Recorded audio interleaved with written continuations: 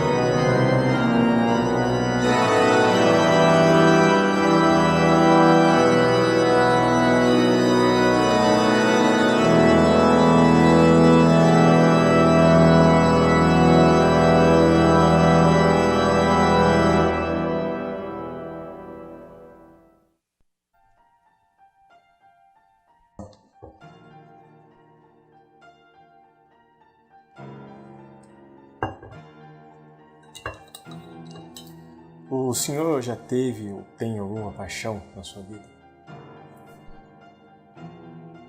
Eu tive algumas paixões na minha vida. Só que de todas as paixões que eu tive, a única que nunca diminuiu foi a minha paixão em relação ao compositor Bach. Eu acho que sem Bach, a teologia ela seria completamente desprovida de sentido. E o nada, ele seria decisivo. Então é por isso que eu acho que se alguém deve tudo a Bach, esse alguém é Deus.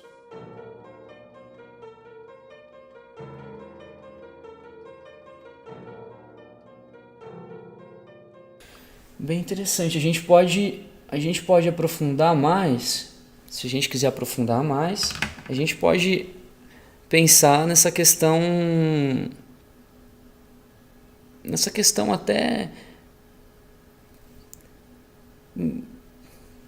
como que me fugiu a palavra agora, mas uma questão. Ele fica no plano metafísico. Eu tenho uma denúncia a fazer. Ele fica no plano metafísico, ele adora pensar. Não é isso, entendeu? É isso, caralho. Essa galera não tá entendendo, ninguém tá entendendo porra nenhuma nessa porra, entendeu? Ah, porra. No momento, tem alguma coisa que te incomoda?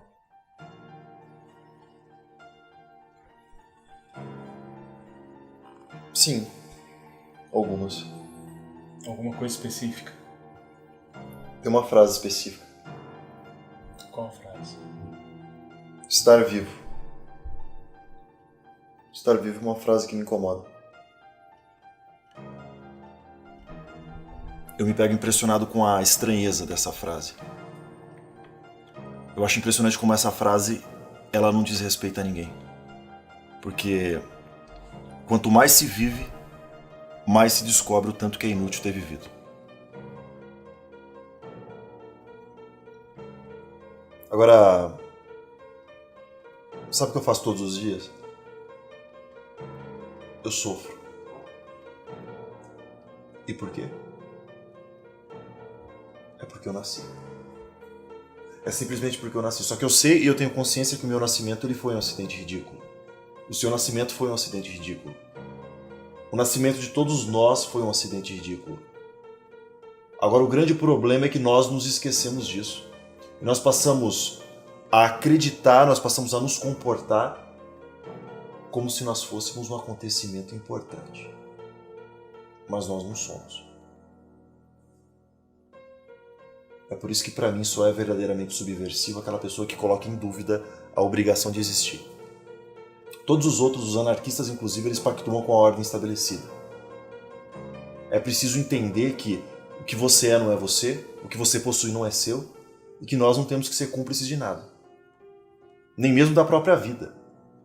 Isso significa chegar até a raiz nula de tudo. É uma patologia, esse indivíduo está sofrendo. É um indivíduo que ele não consegue ingressar na sociedade. Né? E muitas vezes as pessoas não olham com acolhimento um indivíduo desse. E nada mais que ele precisa é tratamento. Né? Tratamento medicamental, claro, controlado. Mas, enfim, vamos continuar e a gente vai entender melhor sobre isso e a gente finaliza.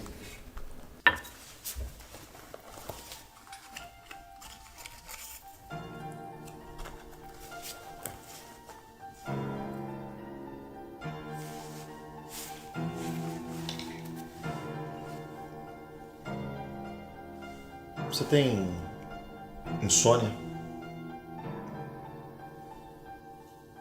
Eu confesso que eu tenho uma certa inveja em relação às pessoas que conseguem dormir. Porque a insônia sempre vem para me sacudir a carne. A insônia sempre vem para me sacudir a carne e o orgulho. Só que também, por outro lado, em uma só noite a insônia ela me concede muito mais saber do que dias inteiros consumados no repouso. Eu percebo que não há ideias ou sistemas que resistam às vigílias da insônia. Porque as análises da insônia, elas desfazem todas as certezas.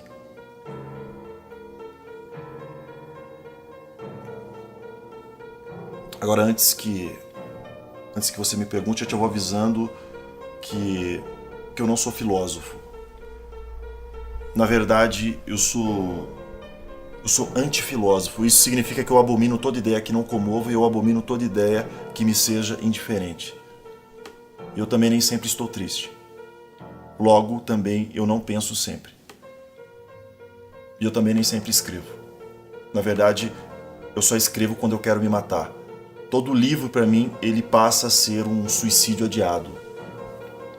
E assim, eu ando em volta das profundidades. Eu roubo das profundidades algumas vertigens e fujo. Eu fujo como um escroque, como um aproveitador de abismos. É quase voyeur. É um voyeur. Esse indivíduo ele é um voyeurista. Ele tem desejo, prazer por isso. Né? E a vida para ele não se sente à vontade de viver a vida. Não, ele quer ver a vida. Né? Então ele se retira da vida para ver a vida.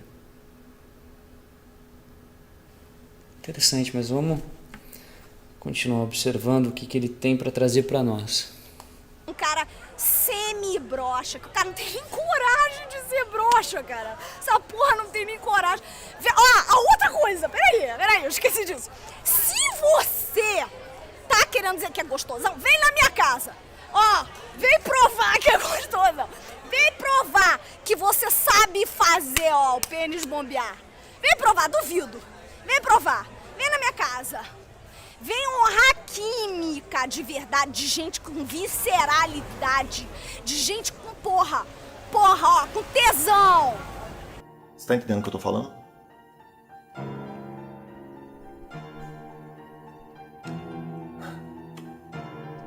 Pros fúteis, eu afirmo que é muito fácil ser profundo. Basta você se deixar invadir pelas próprias taras. Isso é relevante. Isso é muito relevante porque somente os espíritos superficiais abordam as ideias com delicadeza.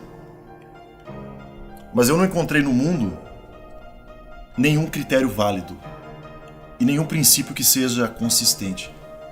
E me espanta saber que ainda existam pessoas que se preocupam com as teorias do conhecimento. Eu tenho até uma objeção contra a ciência. Eu acho que esse mundo ele não vale a pena ser conhecido. Nesse grande dormitório, que é como um texto taoísta chama o universo, o pesadelo é a única forma de lucidez que existe. Porque o mundo ele até existe, mas ele não é real. E analisando cada caso isoladamente para tentar compreender as razões de tanto fervor desperdiçado pelas pessoas, eu compreendi. Eu compreendi o sem sentido. Eu compreendi o sem sentido de todo gesto e de todo esforço. A história das ideias é a história do rancor dos solitários. E todo pensador como eu é um fracassado. É um fracassado da ação que se vinga dos seus fracassos por meio de conceitos. O erro de toda filosofia e de todo pensamento é o de ser demasiadamente suportável.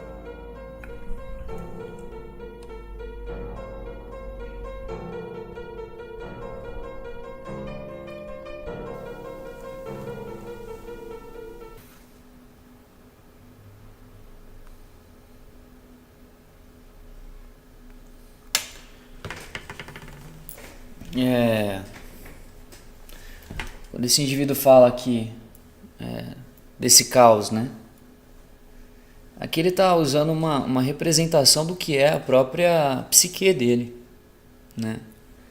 Ele tá levantando, ele está expondo, querendo ou não, ele está verbalizando o que é a psique dele, toda essa confusão, toda esse sofrimento, né? Esse martírio, essa autodepreciação. É triste. É uma realidade triste que merece tratamento, né? É rapaz respeitador, Emil, entendeu? Você estudou com ele? Estudei com essa porra. Estudei com essa porra. O que você conta quando você estudou com ele?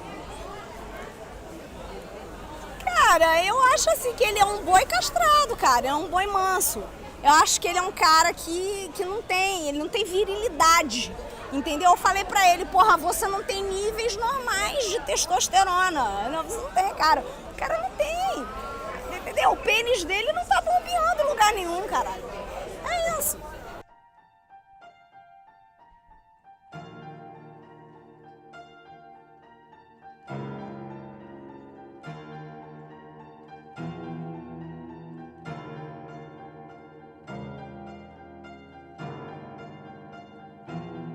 E como escritor, o senhor tem alguma formação acadêmica?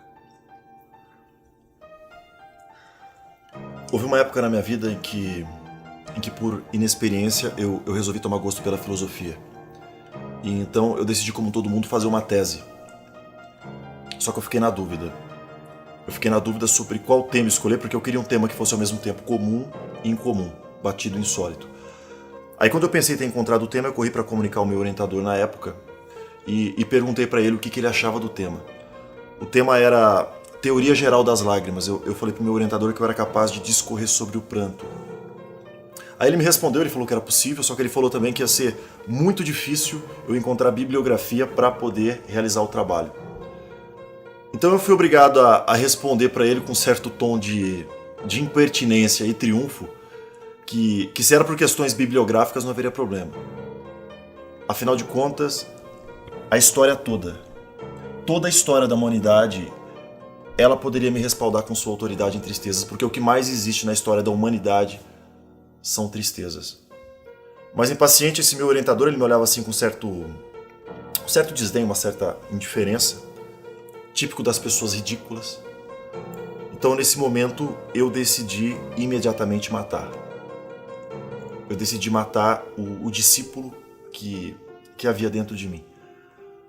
E com isso eu descobri que o mal-estar que nós sentimos diante de uma pessoa ridícula provém do fato de ser impossível imaginá-la no seu leito de morte. E todo contemporâneo, todos os nossos contemporâneos, eles são ridículos. Todos os nossos contemporâneos são odiosos.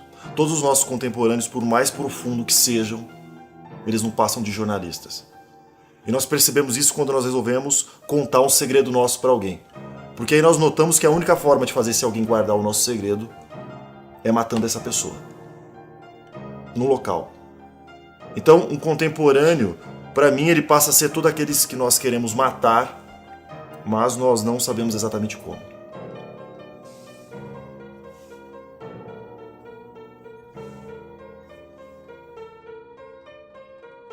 O que fica claro é que esse indivíduo ele está mal adequado à sociedade, né? Ele tem um não adequamento à sociedade, e com isso acarreta uma série de características de um quadro autodepreciativo, um quadro em que o indivíduo ele se retira da sociedade e se encontra em um quadro de isolamento. E com isso vai acarretando uma série de características depressivas. Então, é um indivíduo que ele está em sociedade e apresenta até características sociopatas, porque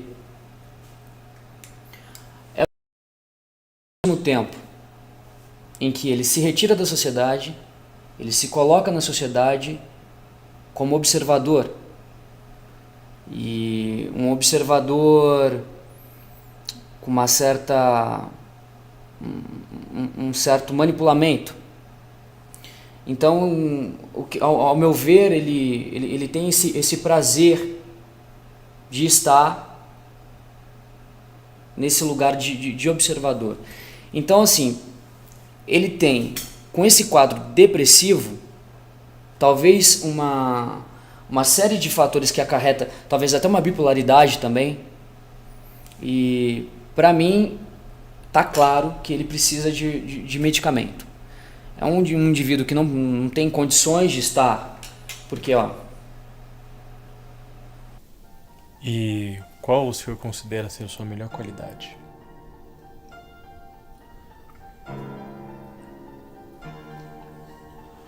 O melhor de mim, o melhor que existe em mim mesmo, é justamente esse fiapo de luz que me afasta de tudo.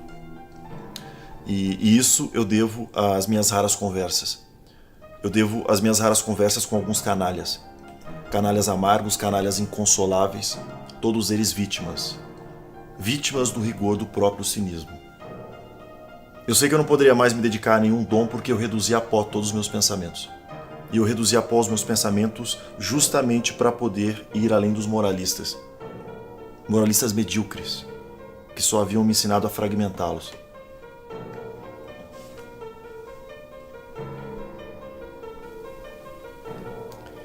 E o senhor se considera um homem orgulhoso?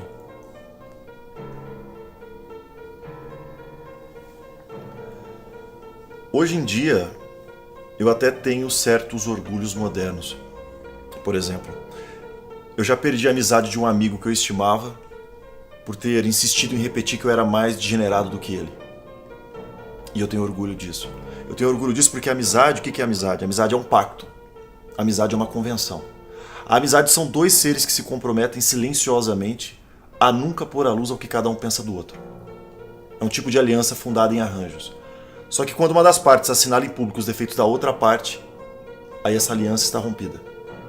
Aí esse pacto está desfeito. Ou seja, nenhuma amizade dura se uma das partes se nega a jogar o jogo. Nenhuma amizade atura uma dose exagerada de franqueza. Então isso é amizade. ela é um desaparente drama, ela é uma série de lesões sutis. E o engraçado é observar que esse indivíduo ele traz uma ideia diferente do tabu, né? Porque o tabu para ele é o quê? É a felicidade. Ele não pode ouvir falar na felicidade. O que todos almejam na sociedade e desejam e famílias conseguem ter, ele discrimina, né? Para ele é uma infâmia a felicidade. O tabu para ele é a felicidade. Muito interessante esse quadro que ele vem trazendo. Mas o cara não tá entendendo nada, caralho. O cara não tá... Porra! O cara não tá entendendo porra nenhuma. O cara não tá entendendo que ele é... Entendeu? Que ele é zoado, que ele é explorado. Não, que ele vai transar assim só um pouquinho. Porra, você que se foda. Cadê o piroca, bomba? Pênis? Ah,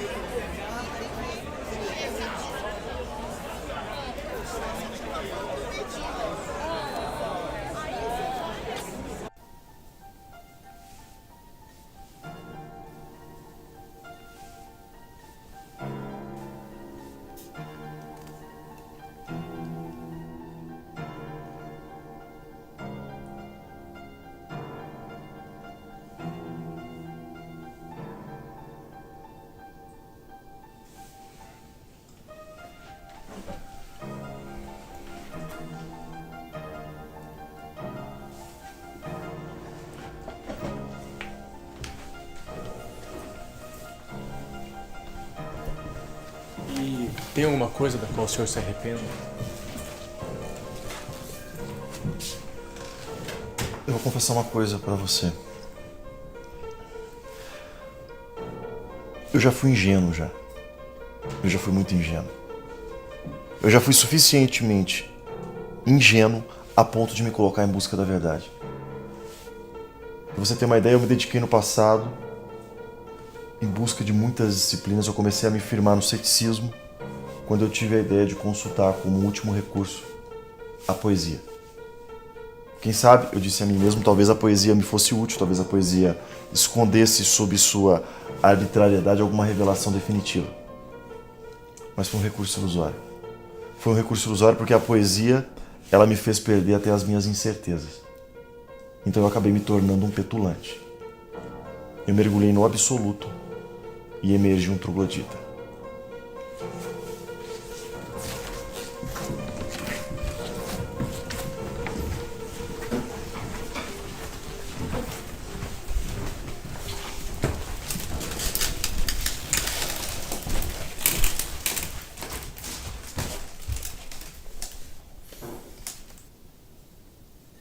Era romântico, não era romântico? não, o cara está achando que ser romântico é valorizar a metafísica. Você entendeu? O cara tá achando isso. É isso. O cara tá achando, ele está buscando algo além do além do... Meu Deus do céu, não tem nada além. O negócio é, entrou e saiu. Porra, é tudo muito simples. E aí, uma vez que entrou e saiu, continuou entrando e saindo. Meu Deus.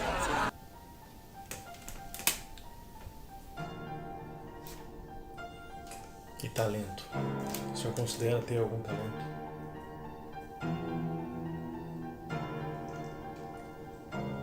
Eu até tinha talento.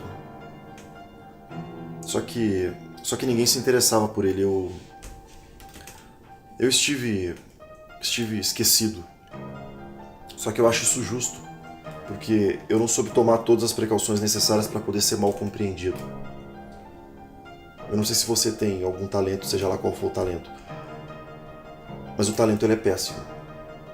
O talento ele é horrível, porque o talento ele é o meio mais seguro que existe para poder falsear tudo, para poder equivocar-se quanto às coisas e principalmente para poder equivocar-se quanto a si mesmo. Só possui uma existência verdadeira aquela pessoa a quem a natureza não presenteou com nenhum dom. Por isso que é tão difícil imaginar um universo mais falso do que o universo literário. Ou então, uma pessoa mais desprovida de realidade do que aquela que se dedica às letras. Sabe quais são as vergonhas de um escritor? As vergonhas de um escritor são suas fontes. Aquele escritor que não esconda, que não eluda suas fontes está condenado. Está condenado ao plágio ou à crítica, porque todas as obras são feitas com clarões de imitação, com estremecimentos apreendidos e êxtases roubados. Sob toda a obra completa, há um impostor, um grande impostor.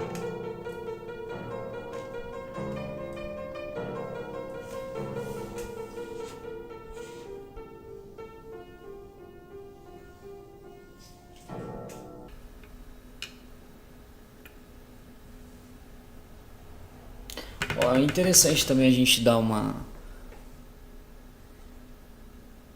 observada melhor aqui, é que o tempo inteiro esse indivíduo ele tá com um cigarro na mão, um possível objeto fálico. E isso, assim, eu acabei citando o Lexotril, mas para essa questão da não resolução fálica, eu acredito que vai necessitar também do benzotol, com a composição de benzilina. Eu acredito que 20 mg resolve, mas isso a cada 2 dias. O mal pula comigo na piscina e não se afoga. O mal joga xadrez em tardes quentes, não se afoba. Não pedi pra minha vida ser como ela é. A ira de Deus, um disco de jazz. A ira de Deus, um disco de jazz. Nossa vida não vale o amor de uma mulher. Nossa vida não vale o Chevrolet. Não vale o Chevrolet. Não vale o Chevrolet. Não vale o Chevrolet. Não vale o Chevrolet.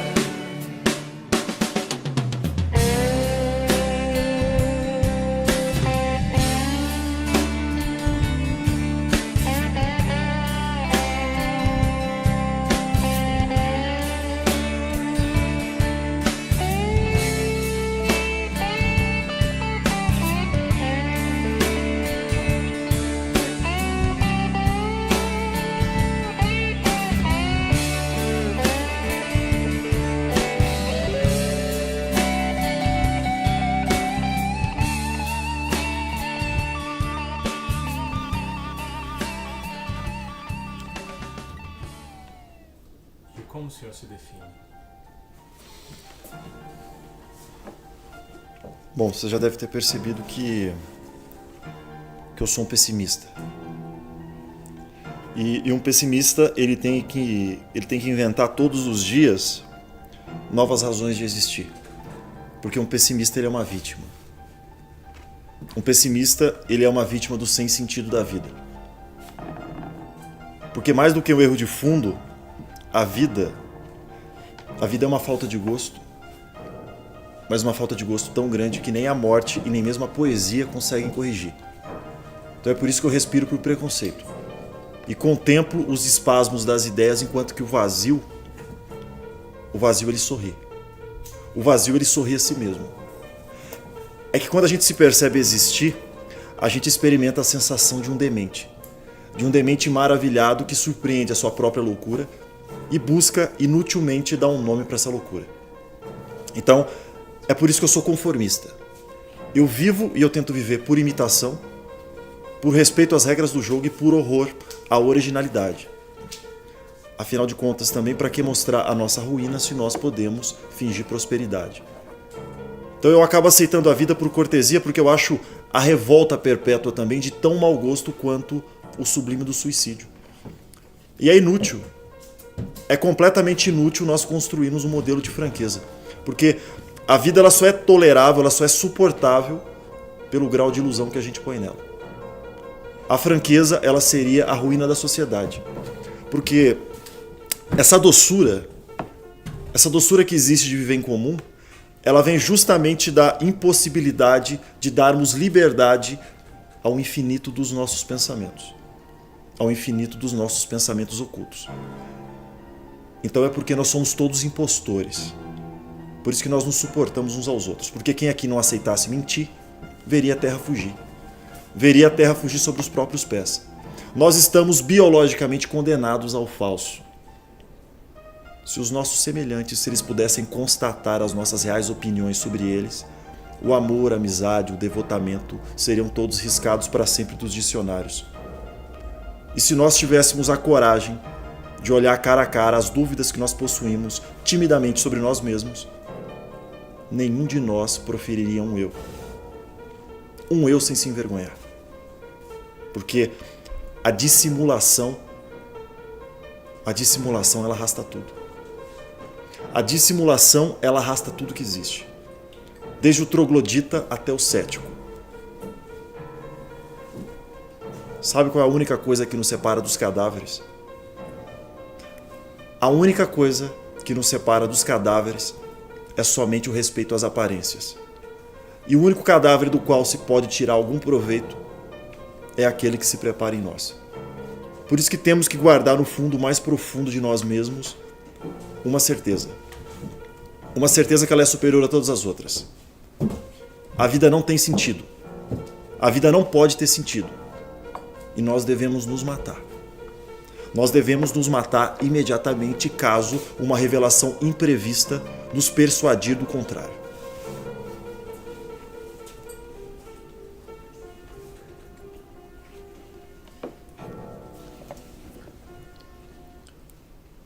Ele fala de um desprazer na existência, mas continua vivo. Né? O que é interessante mesmo é a gente fazer um acompanhamento mais próximo desse indivíduo, aplicar o Lexotril, aplicar essa questão em que esse indivíduo ele consiga enxergar a sociedade de uma maneira mais homogênea, de uma maneira mais eficaz, de uma maneira lúcida, porque aqui esse indivíduo não está lúcido. É bebida, é a necessidade da bebida, é a necessidade do prostíbulo, é uma fuga. É um tempo inteiro uma fuga.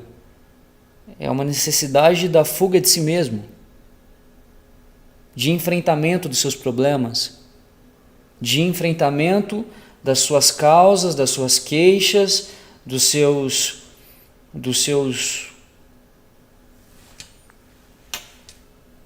O que mais que você quer saber desse homem? Esse homem me traumatizou de todas as maneiras, ele não vale nada. Fica aí, ó, nunca teve coragem de se suicidar mesmo, de verdade. Entendeu? De verdade. Quero ver um cara se atirar dessa porra desse prédio. Pô, foda-se. Porra, eu não tenho coragem. Pô, pá. Não, eu não tenho coragem. Eu não tenho coragem até porque eu não tenho. É isso.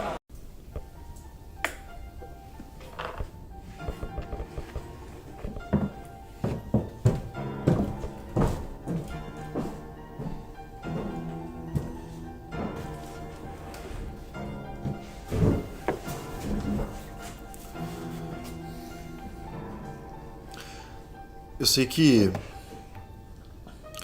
quanto mais indiferente me são as pessoas, mais elas me perturbam. E quanto mais eu as desprezo, menos eu posso me aproximar delas sem gaguejar. Eu acho que numa tentativa autodescritiva, numa tentativa de autodefinição, eu me considero uma marionete quebrada, só que cujos olhos estivessem caídos para dentro.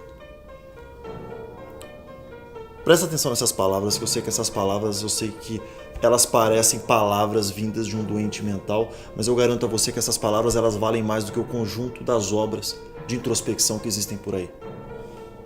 Só que apesar de tudo que eu vejo, apesar de tudo que eu enxergo, eu ainda não perdi a capacidade de me surpreender. Eu ainda me surpreendo. Em qualquer grande cidade onde o acaso me leva, eu me surpreendo.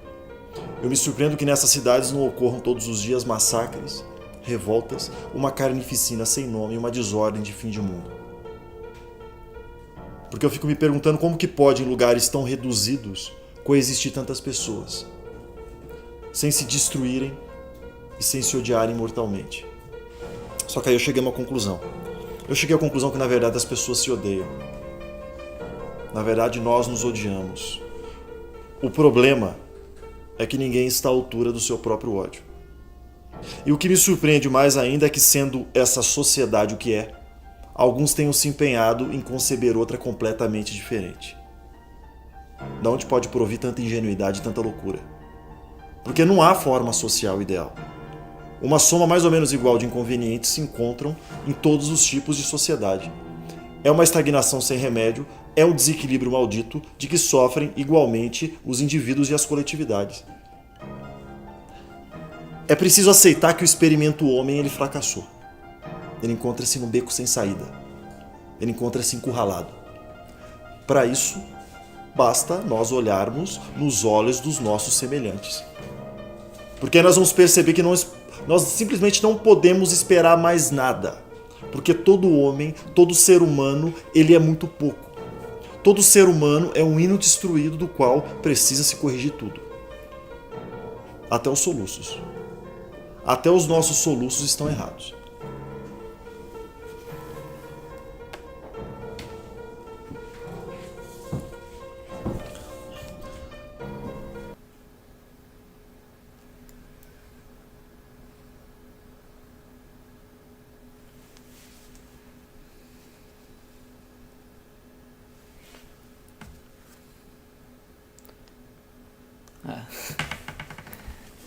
É muito engraçado que esse paciente fala, né? Ele traz uma coisa... Ele inventa sistemas linguísticos de uma poética confusa, né? Quando ele fala das marionetes quebradas que os olhos estão para dentro.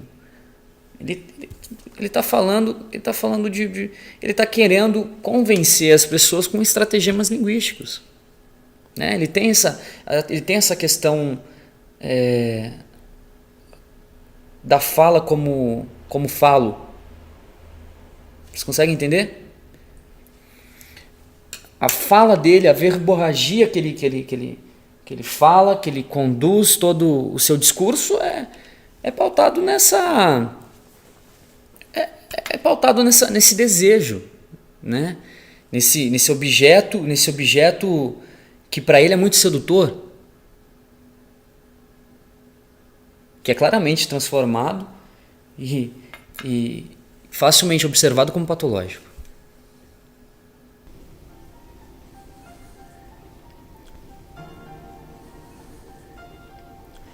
Eu sei que eu assisto aterrorizado a diminuição do meu ódio pelos homens. Porque a diminuição do meu ódio pelos homens, ela representa o enfraquecimento do último vínculo que me unia a eles. Porque até onde eu me lembro, eu não fiz outra coisa senão destruir em mim o orgulho de ser homem. E é por isso que eu vago na periferia da espécie, como um monstro tenebroso, só que sem envergadura suficiente para poder reivindicar um outro bando de macacos. Porque quanto mais nós convivemos com os homens, mais os nossos pensamentos se obscurecem. E quando, para tentar aclará-los, nós voltamos para a nossa solidão, nós encontramos na nossa solidão a sombra que esses malditos homens projetaram. Então eu acabei perdendo em contato com os homens todo o frescor das minhas neuroses. E com isso eu cheguei à conclusão que o espermatozoide é um bandido. O espermatozoide é um bandido em estado puro. Antigamente, quando os espaços se encontravam menos abarrotados de gente, haviam algumas seitas que eram indubitavelmente inspiradas por forças benéficas. Porque essas seitas elas pregavam e praticavam a castração. Só que por um paradoxo infernal, essas seitas desapareceram. E elas desapareceram no preciso momento em que as suas doutrinas teriam sido mais oportunas e saudáveis do que nunca. Porque a multiplicação dos nossos semelhantes beira a imundície, e o dever de amá-los beira o absurdo. Por isso que eu acho que aqueles que são fracos demais para poder declarar guerra aos homens, eu acho que nunca deviam se esquecer, em seus momentos de fervor, de rezar. Rezar pela vinda de um segundo dilúvio, mais radical do que o primeiro. Aparentemente é um indivíduo sociável. Aparentemente. Mas ele tem ideias, ele traz com ele esquemas até muitas vezes filosóficos, mas não me engana. Não me engana porque existe uma contemplação desses dizeres em que é notável, é observável uma característica patológica de sociopatia. Se não, psicopatia. Que aí sim a gente vai ter que repensar nessa questão do medicamento que eu tinha pensado para ele, porque se for realmente um quadro de psicopatia, não tem tratamento. Também, por causa dele, eu tive que chupar uma fileira de pirocas, entendeu? Assim, ó, uma fileira, eu nem vi o final, assim.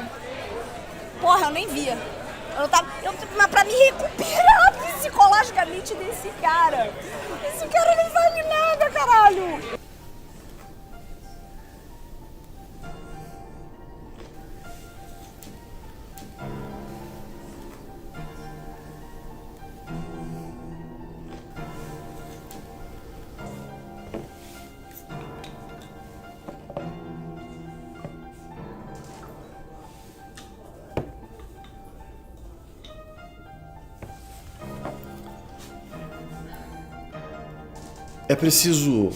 É preciso reconhecer que nós somos um câncer na Terra. A frase crescer e multiplicar-vos, ela não poderia ter saído da boca de um Deus bom. Porque procriar, no nosso caso, é amar a praga, aumentá-la e cultivá-la. A procriação humana é uma loucura absurda. Se nós fôssemos sensatos, ou seja, indiferentes à sorte da nossa maldita espécie, o máximo que nós faríamos era conservar apenas algumas amostras. Assim como nós conservamos amostras de animais em vias de extinção. Os pais, ou eles são loucos ou são provocadores.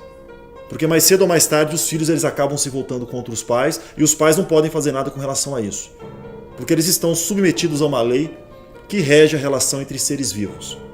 Que é o fato de que todo progenitor ele gera o seu próprio inimigo. Eu poderia ter cometido todos os crimes na minha vida. Agora, o único crime que eu não cometeria é o crime de ser pai. Eu tenho tanta convicção com relação ao futuro da humanidade que se eu tivesse um filho, eu estrangularia ele no ato. E quanto aos impotentes ou inférteis, eu acho que eles não deviam se envergonhar. Muito pelo contrário. Eles deviam agradecer à natureza pelo sono das suas glândulas defeituosas e contemplá-las nas esquinas das ruas. E é por ninguém seguir os meus conselhos que nós vivemos uma verdadeira epidemia de gente. Uma proliferação de rostos. Infernal.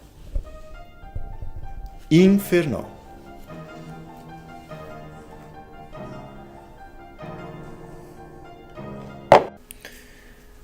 Quando esse indivíduo traz essa revolta pela procriação, né? Quando ele diz sobre a questão da proliferação de rostos, né? E se ele tivesse um filho, ele ia matar o filho quando nascesse, o que pode gerar isso é um trauma de infância, né? Esse indivíduo ele pode ter sido abusado pelo pai enquanto criança. Então ele carrega todo esse trauma que aconteceu no passado e traz à tona de novo agora, na vida adulta. Mas agora eu pergunto, a minha questão é, quanto tempo esse indivíduo ficou em sociedade sem tratamento? E continua, né? Porque até no final da nossa pesquisa, ele vai estar por aí. sem estar sendo medicado. Esse indivíduo ele precisa ter um espaço na sociedade, um espaço que acolha ele, um espaço em que ele precisa ser tratado, ele precisa de tratamento medicamentoso, certo? Esse indivíduo ele não pode continuar em sociedade, sendo que ele é um risco para a sociedade e um risco para si mesmo. Realmente é um caso deslumbrante. Eu estou feliz de estar participando de um caso assim. É um caso muito gratificante para mim, porque é um caso que realmente me desperta as minhas mais fiéis e engrandecedoras posturas da minha profissão de médico.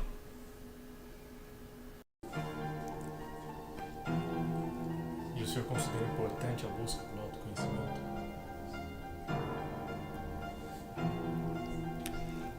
Eu acho engraçado que as pessoas falam ainda de autoconhecimento. As pessoas pregam autoconhecimento. Mas isso é porque elas não percebem que esse tipo de conhecimento, ele arruína o amor. Porque à medida que nós nos conhecemos, à medida que nós desvendamos os nossos segredos, nós passamos a odiar os nossos semelhantes precisamente porque eles se assemelham a nós. Porque quando não se tem mais ilusão sobre si mesmo, também não se pode ter mais sobre os outros. Na prática, qualquer um pode rivalizar com o diabo, na teoria é que não ocorre o mesmo. Por isso que nós temos que desconfiar. Desconfiem. Desconfiem daquelas pessoas que aderem a uma ideologia tranquilizadora. Sabe aquelas pessoas que acreditam no bem e que instituem o bem como ídolo? Pois então, elas não teriam chegado a isso. Elas não teriam chegado a isso se tivessem debruçadas honestamente sobre si mesmas, se tivessem sondado as suas profundezas. Porque se nós fizéssemos uma investigação exaustiva sobre nós mesmos, o nojo nos paralisaria e nos condenaria a uma existência sem proveito. Porque conhecer a si mesmo é identificar os motivos sórdidos dos nossos gestos, o inconfessável inscrito em nossa substância e a soma de misérias, patentes ou clandestinas, das quais dependem toda a nossa eficácia.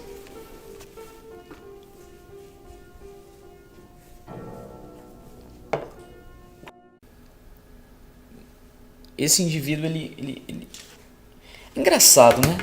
Engraçado porque esse indivíduo, ele fala da questão do suicídio, ele fala da questão política, ele fala da questão religiosa, mas é um indivíduo que aparentemente ele tem um conhecimento basal em alguma coisa, pautado em alguma... Provavelmente esse indivíduo ele deve ter lido algumas coisas, deve ter... Mas o que prejudicou ele, o que fez com que ele desenvolvesse características patológicas. Porque isso não fez benfeitorias para esse indivíduo. Ele toma isso como uma espinha dorsal ditante do seu comportamento, né? Mas vamos olhar mais com calma a seguir no vídeo e a gente vai discorrendo melhor sobre o que ele vai falando. Porra, será que esse cara tá se exercendo, porra? Será que ele é macho? Será que ele vire, ó, 1 milhão de coisas que eu valorizo. Vamos lá. Virilidade, masculinidade, testosterona, potência sexual. Caralho, será que ficou claro? Meu Deus do céu! Eu tenho que mandar carta, meu.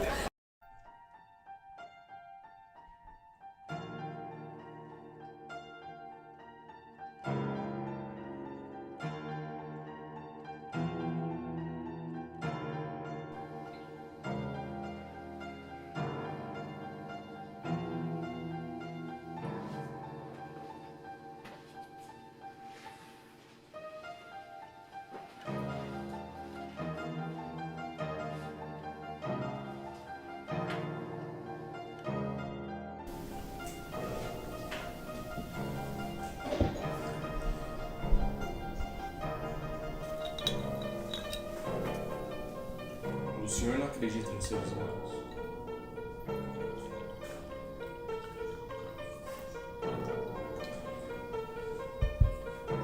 Nós estamos afogados no mal. Mas não é que todos os nossos atos sejam maus. A questão é que quando nós cometemos alguns bons, nós sofremos. Nós sofremos por termos contrariado os nossos movimentos espontâneos. Porque no fundo ninguém admite o prazer que nos inspira o abatimento dos nossos semelhantes. E nem a impaciência com a qual nós antecipamos e seguimos a sua queda. Mas não que eu seja contra a queda e não que devemos ser contra a queda, porque a queda ela é importantíssima. Porque enquanto um ser ascende, enquanto ele prospera, enquanto ele avança, ele não sabe quem ele é. Porque a nossa ascensão nos afasta de nós mesmos.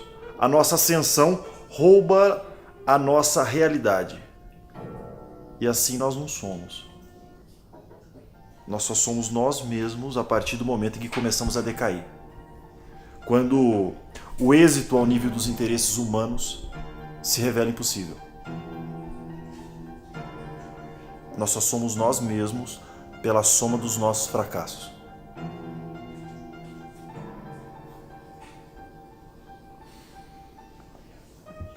Agora não tem como falar dessa maldade humana sem citar a inveja. Porque todos os seres humanos são mais ou menos invejosos. É claro que os políticos, esses são completamente. Mas em geral nós nos tornamos invejosos quando nós já não suportamos ninguém. Nem acima, nem ao nosso lado e nem à nossa frente. E engajar-se em qualquer empreendimento, mesmo mais insignificante, é pactuar com a inveja.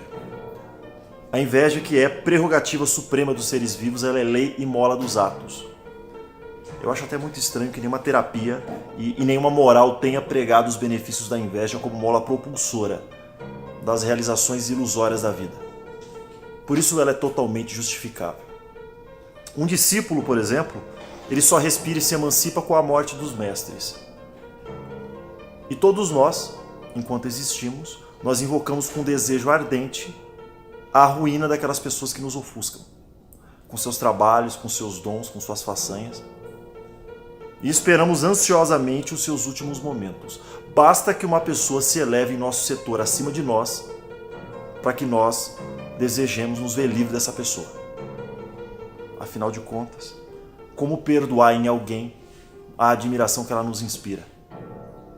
Não dá.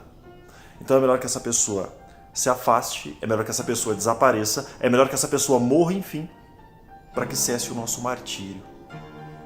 Porque você já reparou que nós olhamos os méritos dos outros como uma usurpação dos nossos? Como uma contínua provocação?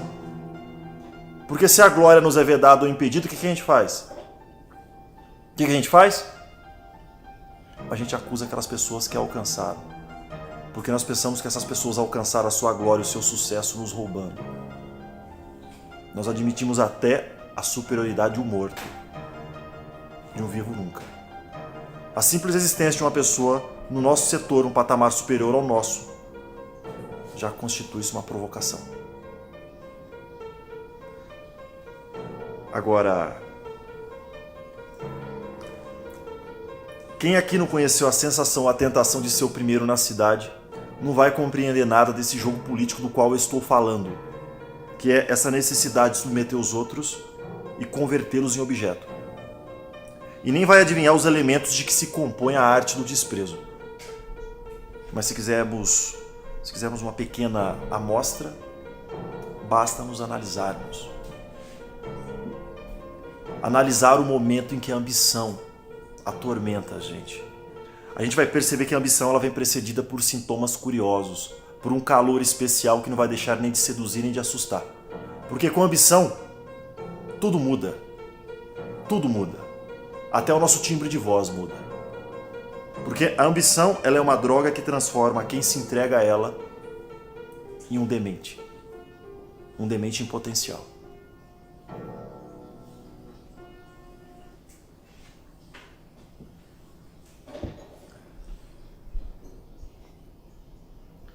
Então, que é mais eficaz para esse indivíduo é um tratamento, sim, medicamentoso. E um acompanhamento médico.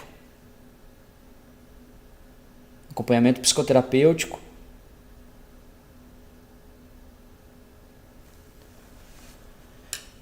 É engraçado que, se a gente observar, onde se encontra a família desse indivíduo? Né? É um indivíduo sozinho no mundo? O que pode ter potencializado essas características depressivas, essas características sociopatas que ele vem apresentando no decorrer do vídeo.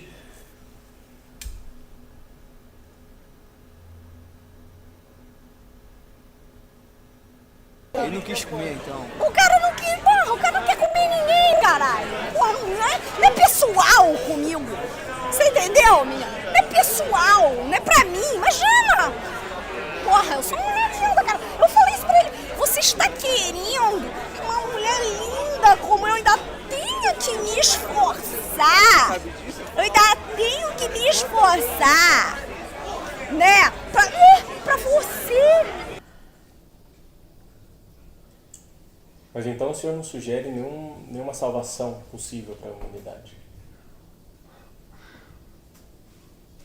Você quer salvação? Você quer salvação? Não há salvação. Não há salvação possível, fora a imitação do silêncio. Mas o silêncio é quase impossível dentro da raça humana porque a nossa loquacidade é pré-natal. Nós somos uma raça de tagarelas, de espermatozoides verbosos, e nós estamos quimicamente ligados à palavra. A loucura de pregar está tão enraizada em nós que ela emerge de profundidades desconhecidas até mesmo ao instinto de conservação. Tem uma voz e isso basta. Então é por isso que nós pagamos tão caro por não sermos surdos e nem mudos. Porque dos esfarrapados aos snobs, todos gastam a sua generosidade criminosa, todos distribuem receitas de felicidade, e todos querem dirigir os passos de todos. A vida em comum ela se torna intolerável, e a vida consigo mesmo mais intolerável ainda. Uma pessoa que possua uma crença nesse mundo e que não tente comunicar essa crença aos outros é um fenômeno raro nesse mundo, onde a obsessão pela salvação acaba tornando a vida irrespirável. É só olhar em volta. Olha em volta de você. Você vai perceber que por todos os lados há vermes que pregam. Aspiram a isso até os mendigos, inclusive os incuráveis. A sede de querer chegar a ser fonte de acontecimento, ela acaba atuando sobre cada um como uma desordem mental ou uma maldição intencional. Eu não sei. Eu só sei que a sociedade, ela se torna um inferno de salvadores. Só escapam os céticos, os preguiçosos e os estetas. Porque esses aí não propõem nada. Porque os verdadeiros benfeitores da humanidade, eles destroem os preconceitos e analisam os delírios. Agora, se nós acreditamos com tanta ingenuidade nas ideias, é porque nós nos esquecemos que elas foram concebidas por mamíferos. Por isso que basta que eu escute alguém falar de ideal, de futuro, de filosofia, escutar alguém dizer nós com um tom de segurança e, pior ainda, que convoque os outros se sentindo o seu intérprete para que eu considere essa pessoa meu inimigo.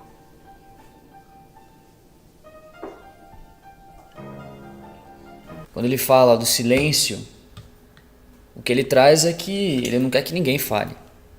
Só ele. Né? É evidente essa verborragia dele, né? Essa necessidade do falar. Né? Então, quando ele traz essa... Não há nada fora a imitação do silêncio, como ele fala aqui, é que ele não quer que nenhuma outra pessoa fale. Para ele só é a única coisa que é importante é a própria fala dele. Então o senhor não tem nenhum ídolo ou ideologia que admire?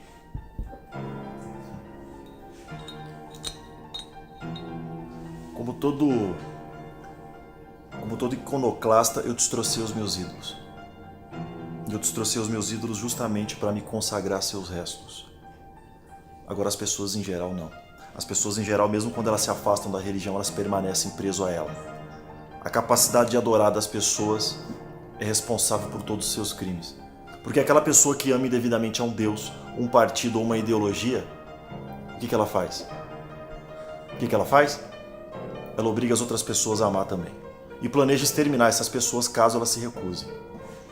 É preciso entender que toda ideia em si ela é neutra, ou deveria ser neutra.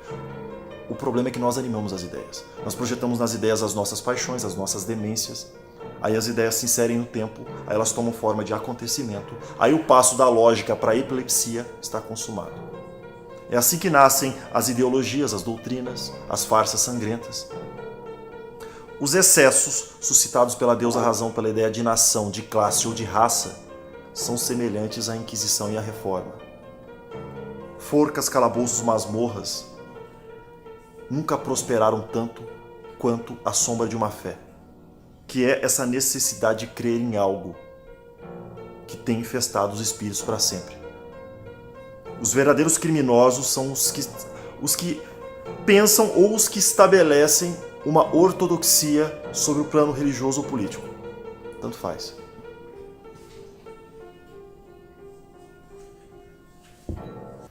O que a gente consegue observar com isso também é que ele também não superou essa questão desse período egocêntrico dele, da fase infantil.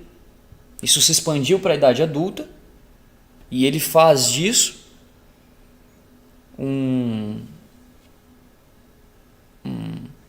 é quase um objeto de destruição dele. E o que me é interessante é que é prazeroso. Olha o rosto desse indivíduo, é prazeroso para ele falar. Ó.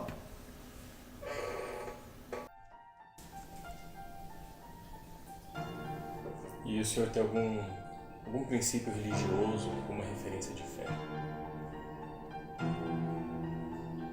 Por necessidade de recolhimento, eu me livrei até de Deus. Eu me desembaracei do último chato que existia. Porque se eu acreditasse em Deus, a minha fatuidade não teria limites, eu andaria pelado pelas ruas. Porque eu acho que toda fé, no fundo, ela exerce uma forma de terror. Toda santidade, ela me faz tremer. A santidade que é essa ingerência nas desgraças alheias, essa barbárie da caridade, essa piedade sem escrúpulos. Jesus, por exemplo. Se Jesus tivesse acabado a sua carreira numa cruz e não tivesse se comprometido a ressuscitar, que belo herói de tragédia ele teria sido. Mas não. Faz mais de 2000 anos que Jesus se vinga da gente por não ter morrido no sofá. Por isso que eu acho que somente indivíduos rachados deveriam ter abertura por além. As pessoas precisam entender que nos momentos cruciais da vida, a ajuda de um cigarro ela é muito mais eficaz do que a ajuda dos evangelhos.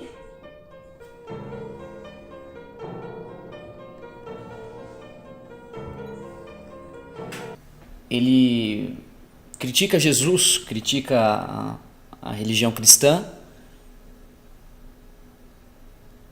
e com isso ele afronta uma série de opiniões de outros seres humanos, indivíduos como ele. Eu tenho uma denúncia social pra fazer nessa porra. Porra. Aliás, porra, né? Tem isso. O cara economiza, caralho! O cara, pô, é pra gozar na minha cara. Porra, caralho. Aí, quando as funkeiras vão pro baile funk, sem calcinha, vocês ficam criticando. Grandes mulheres, não tem nada de ridículo, não. Pra mim, são grandes mulheres. E o senhor tem algum comentário a fazer com relação à ingestão de álcool e sua relação com isso tudo?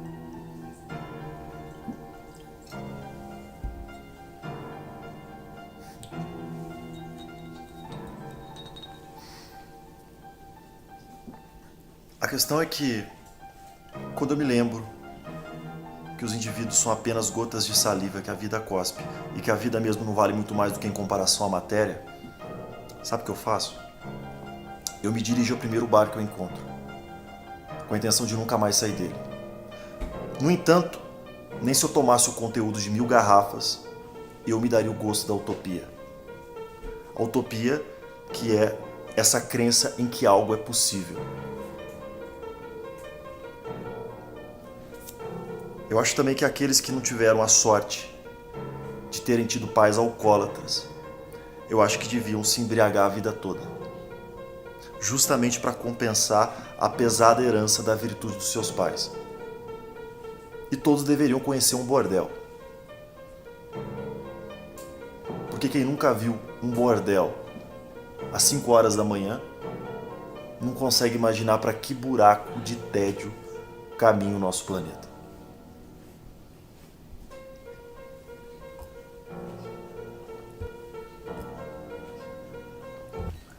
O que a gente pode notar também é que essa questão da não resolução da sexualidade com a figura materna pode fazer com que ele vá buscar o apoio da bebida e gerar um possível alcoolismo,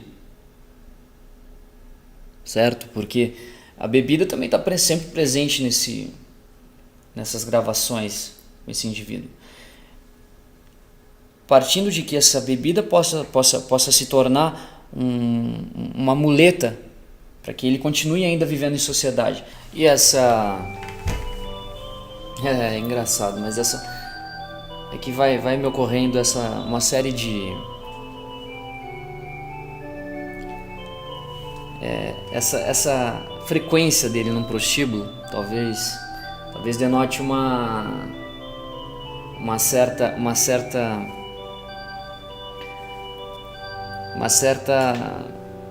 certo problema na sexualidade. Existe uma mal sexualidade mal resolvida porque talvez alguma patologia envolvendo a figura materna, porque o olhar desse indivíduo a uma prostituta é um olhar contemplativo, um olhar e não é um olhar de desejo. O que me é pertinente é que esse indivíduo, o desejo dele não está exatamente atrelado ao sexo. Não é isso. O sexo, o objeto fálico dele talvez seja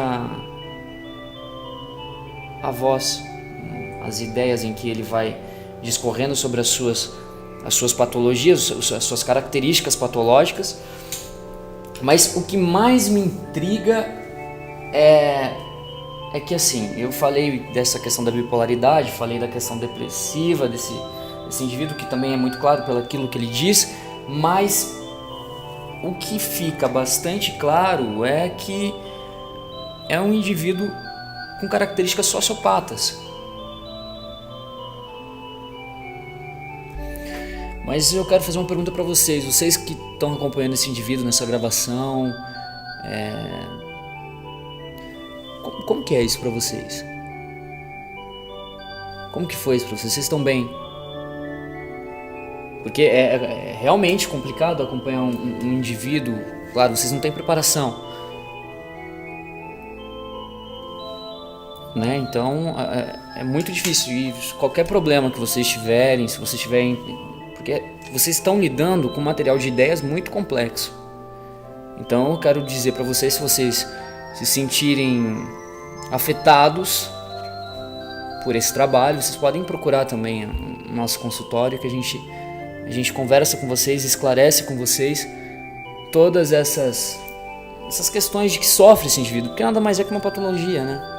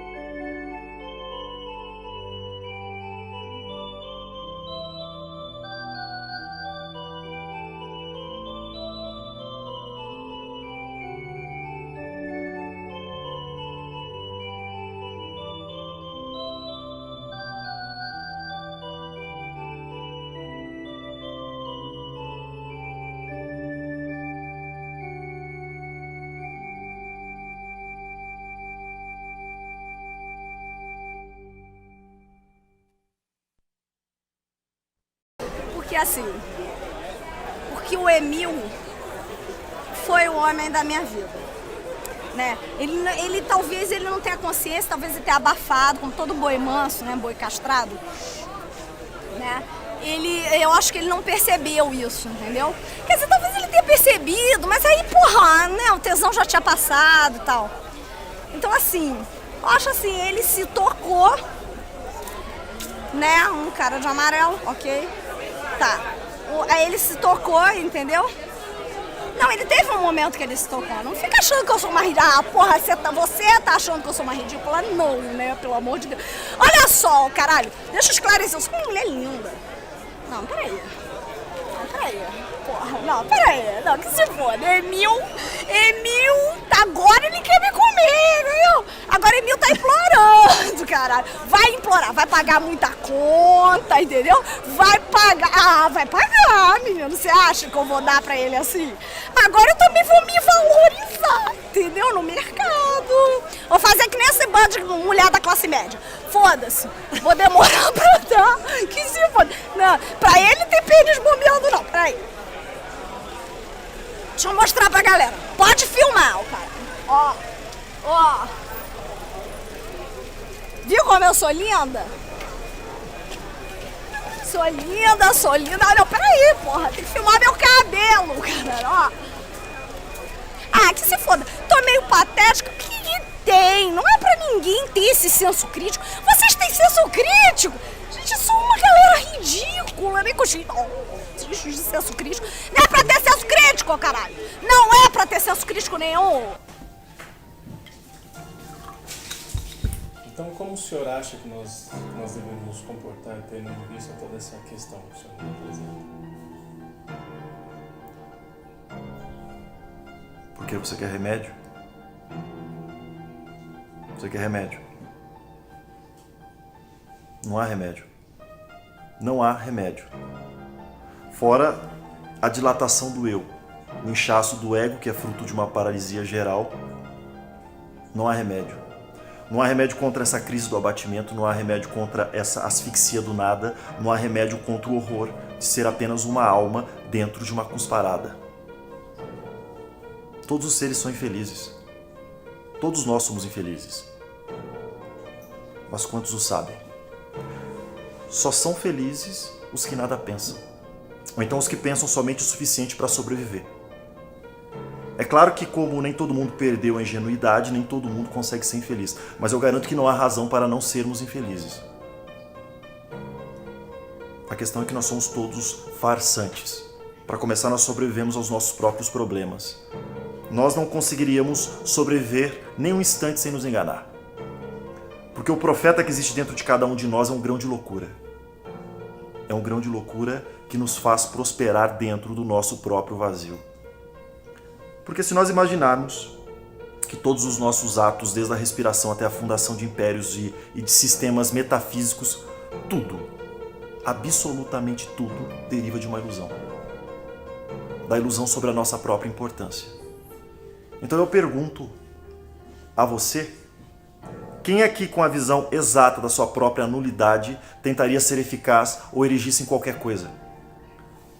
Porque uma pessoa idealmente lúcida, logo idealmente normal, não deveria ter nenhum recurso. Nenhum recurso além do nada que está dentro dela. Aliás, uma civilização ela começa a decair a partir do momento em que a vida torna-se a sua única obsessão. Porque nesse momento as pessoas esquecem da própria morte. As pessoas esquecem da própria insignificância.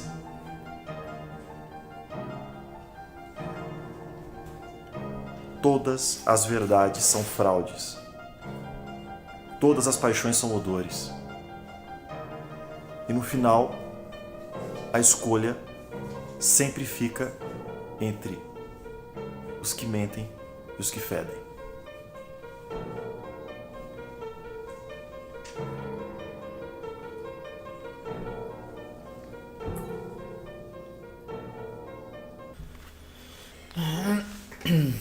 O interessante que a gente pode observar aqui é uma dificuldade que possivelmente vamos ter no tratamento desse indivíduo, né? Porque existe sim uma recusa medicamentosa uma recusa na questão do medicamento. Eu falei do Lexotril, eu estou tentando pensar numa readaptação desse indivíduo na sociedade, mas olhando aqui o vídeo, dando sequência, ele está dizendo que não há remédio. Vai ser difícil o tratamento desse indivíduo, né? Porque como é um indivíduo sozinho, então não tem responsáveis por ele. Talvez nós temos que fazer uma intervenção à força, né? Para um possível internamento a priori, para depois de uma continuação medicamentosa, aí sim esse indivíduo poder ingressar de volta a uma vida normal, uma vida que ele vai poder manter relacionamentos com os outros indivíduos. Aquele aparentemente é um indivíduo sociável, aparentemente. E como o senhor lida com tudo isso que pensa?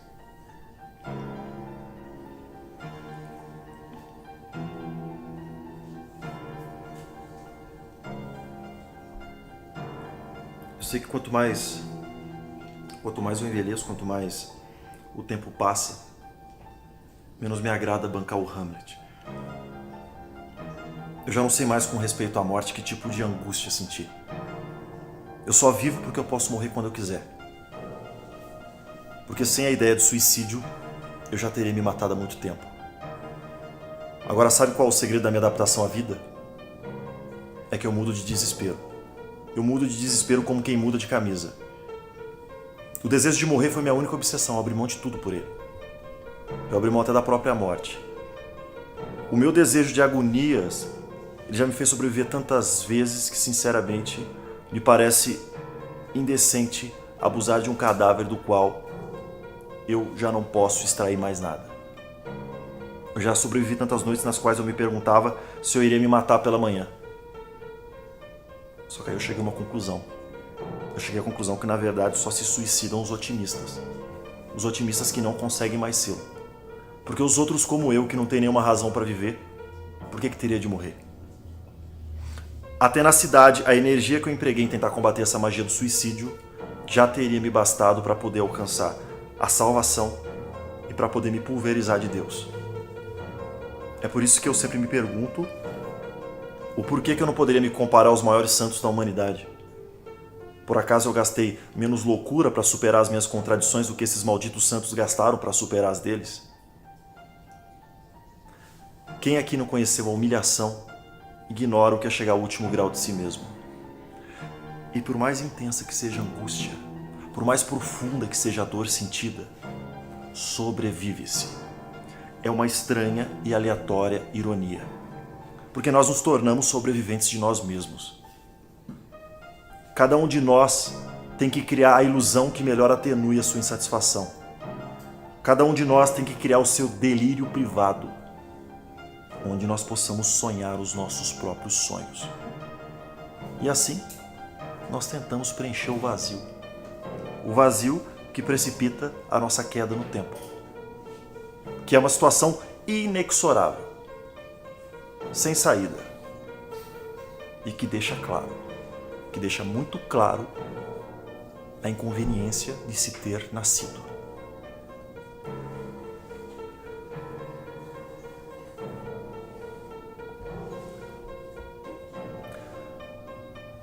Mas ainda assim, eu acredito no futuro da humanidade. Só que eu acredito no futuro da humanidade, no futuro do cianureto.